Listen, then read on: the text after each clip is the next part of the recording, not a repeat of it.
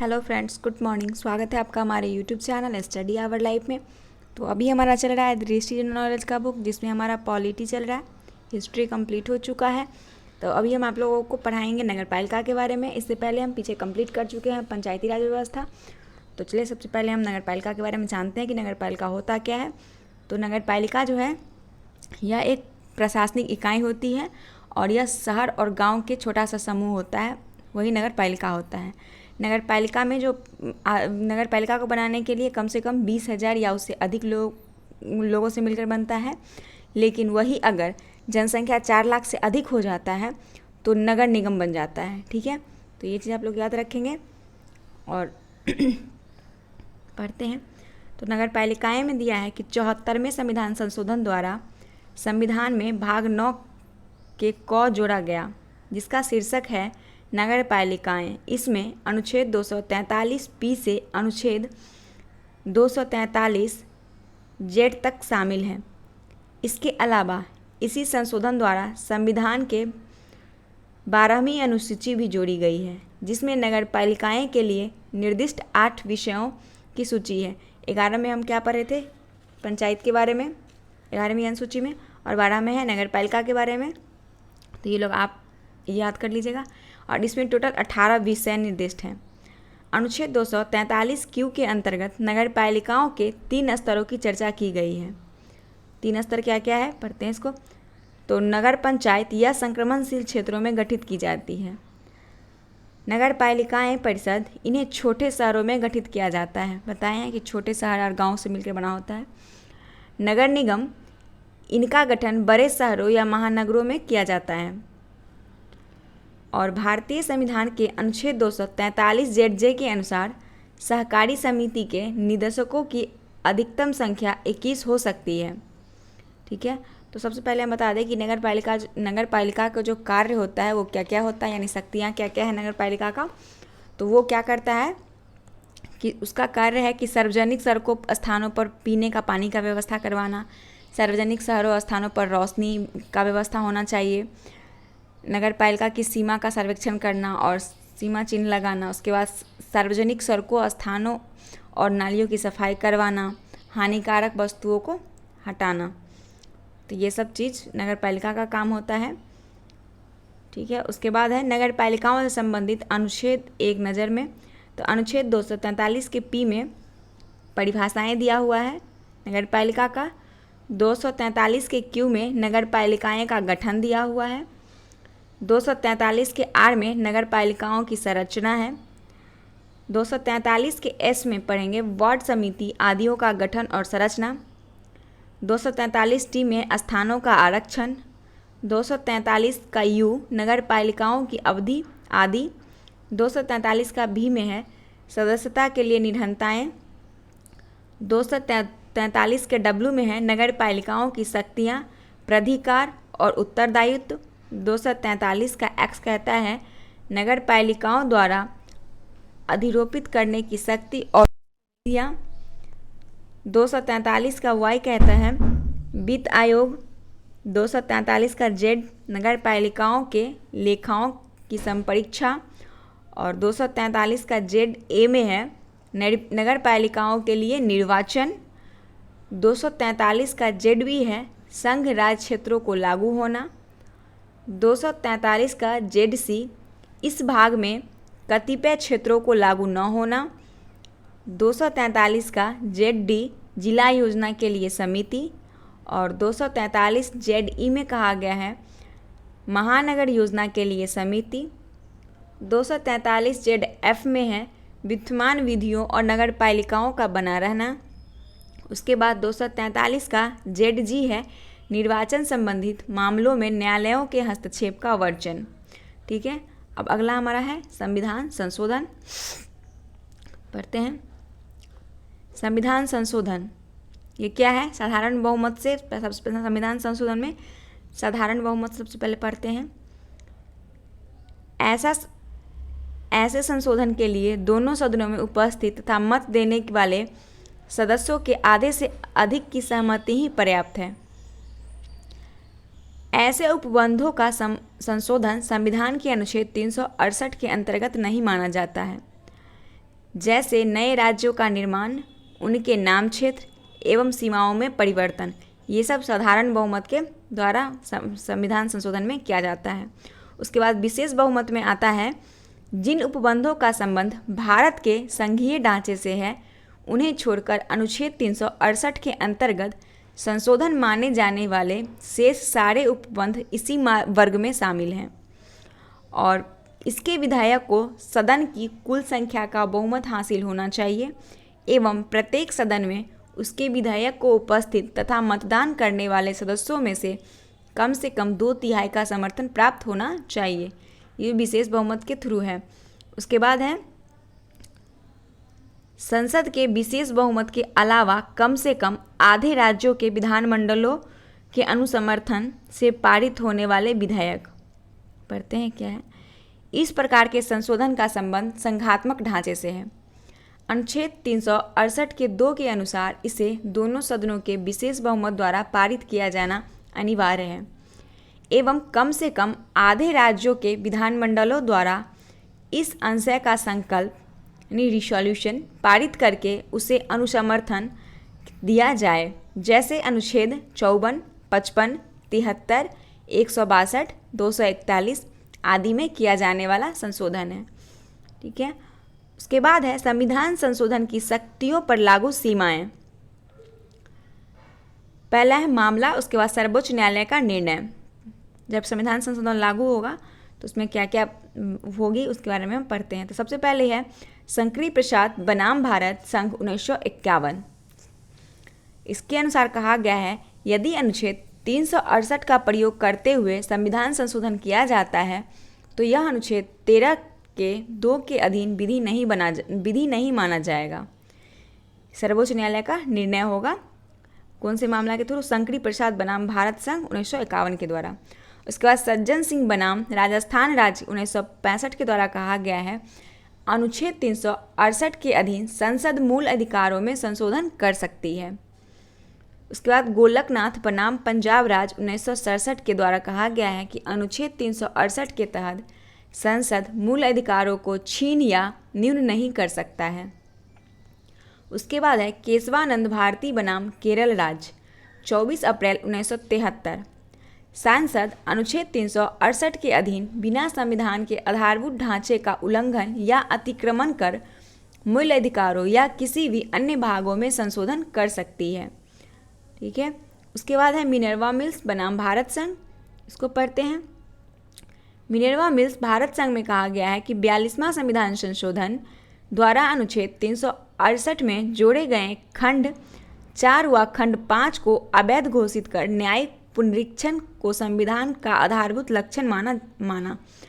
उसके बाद है वामन राव बनाम भारत संघ 1981।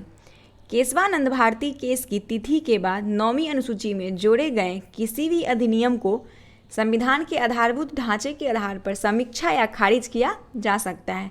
ये किसका है? वामन राव बनाम भारत संघ के द्वारा कहा सर्वोच्च न्यायालय का निर्णय है। उसके बाद है संविधान संशोधन। अब एक एक करके हम सारे संविधान संशोधन को पढ़ेंगे।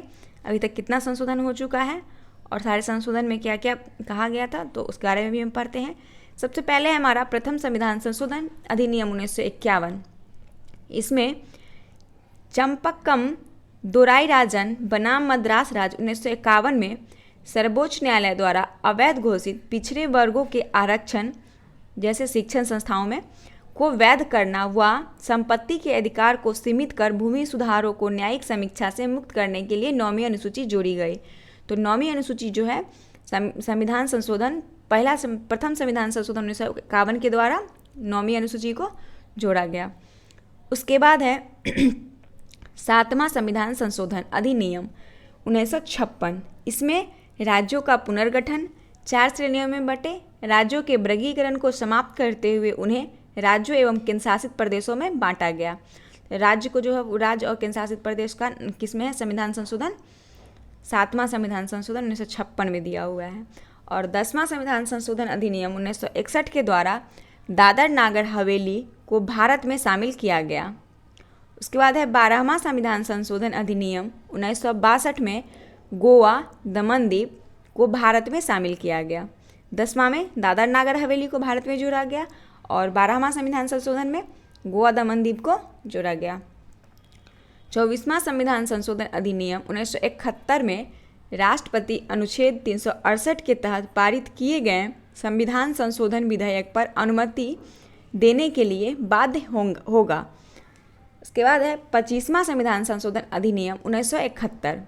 मूल अधिकारों 14, 19, 31 ये आर्टिकल है, मूल अधिकार का दिया हुआ है। 14, 19, 31 के उल्लंघन के आधार पर भी कानून को अवैध नहीं माना जाएगा अगर राज्य अनुच्छेद 39 के ख और व 39 के ग में वर्णित नीति निर्देशक तत्वों की प्राप्ति के लिए कानून बनाता है।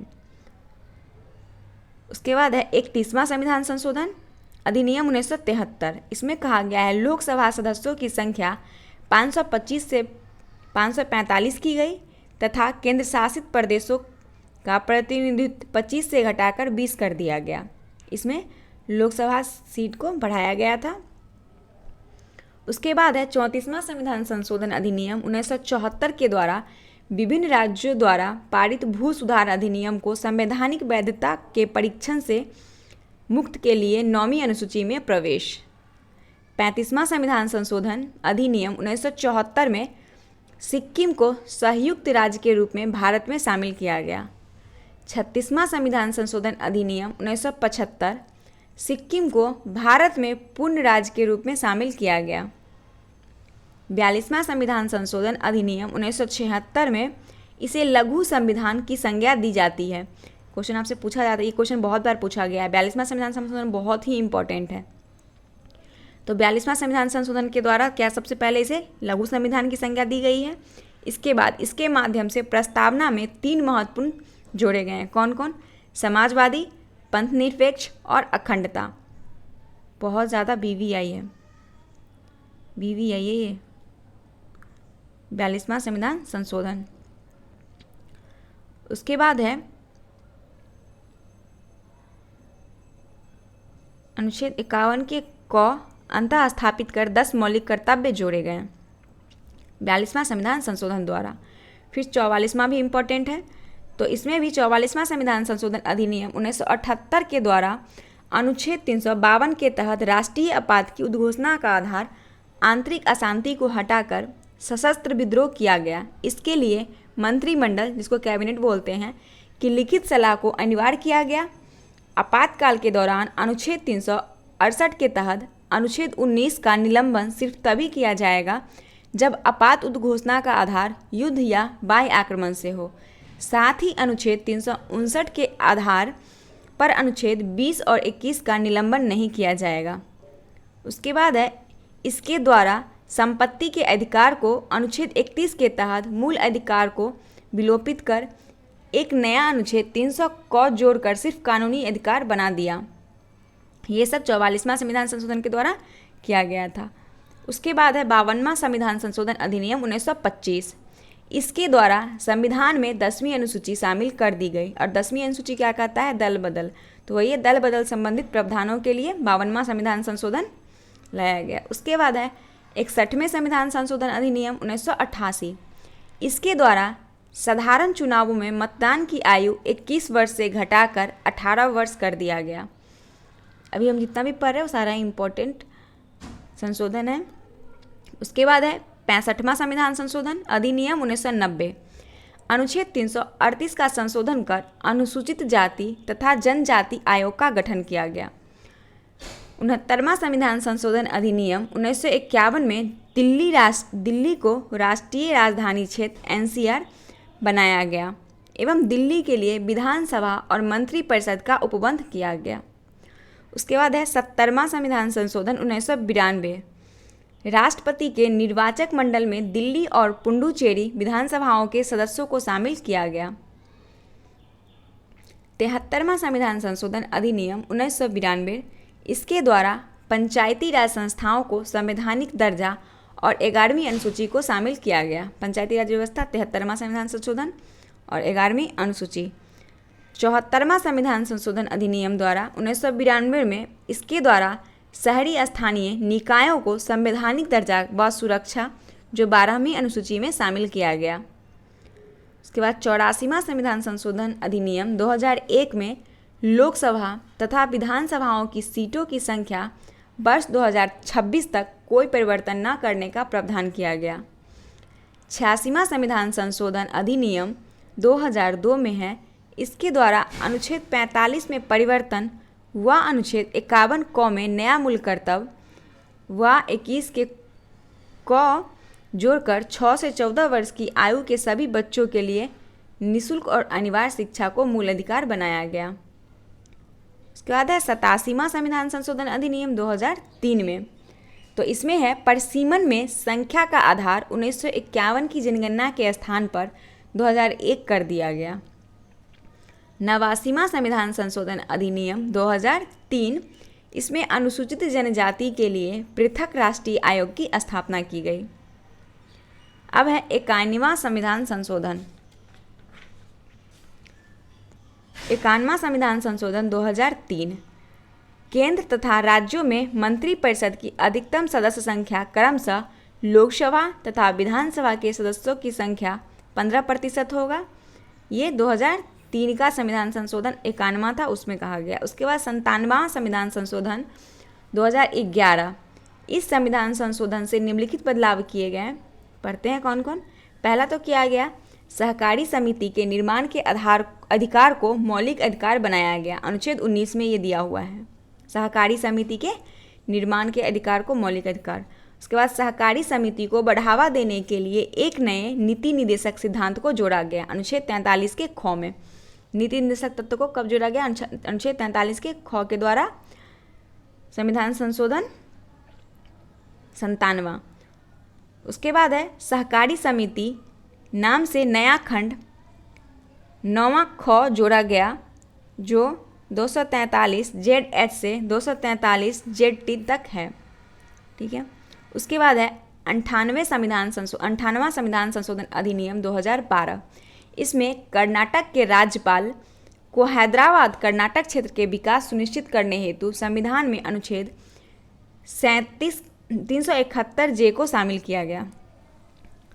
उसके बाद है 100वां संविधान संशोधन अधिनियम 2015। इसमें भारत और बांग्लादेश के मध्य भूमि हस्तांतरण।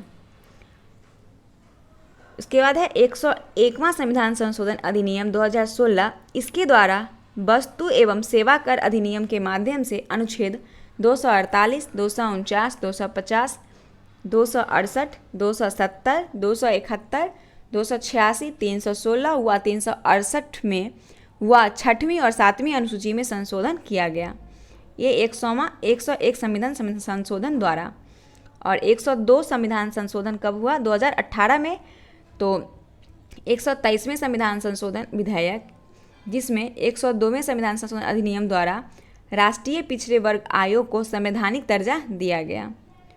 103वां संविधान संशोधन 2019।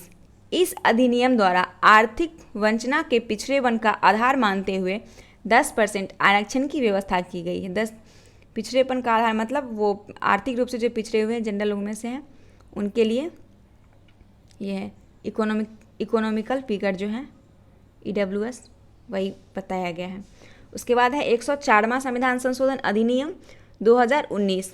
25 जनवरी 2019 को लागू हुई इस अधिनियम के द्वारा लोकसभा व राज्य की विधानसभाओं में अनुसूचित जातियों एवं अनुसूचित जनजातियों के लिए आरक्षण की अवधि को 70 वर्ष से बढ़ाकर 80 वर्ष यानी 10 वर्ष के लिए विस्तारित किया गया, जबकि आंग्ल भारतीय समुदाय के व्यक्तियों के लिए स्थानों के आरक्षण का प्रावधान निष्प्रभावी कर दिया गया।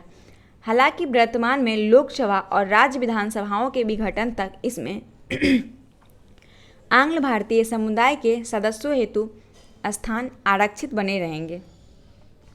अब अगला है राज्यसभा संवैधानिक उपबंध।